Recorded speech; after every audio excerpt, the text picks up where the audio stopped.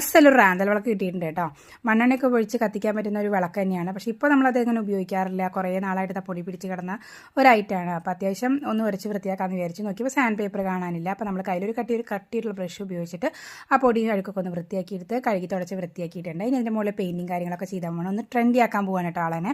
അപ്പോൾ നല്ലൊരു യെല്ലോ ഷെയ്ഡും ഗ്രീൻ ഷെയ്ഡൊക്കെ വെച്ചിട്ട് ഒന്ന് പെയിൻറ്റ് ചെയ്ത് കൊടുക്കുന്നുണ്ട്. അപ്പോൾ എന്തായാലും ഇതാ വൈകുന്നേരം സമയമാണ്.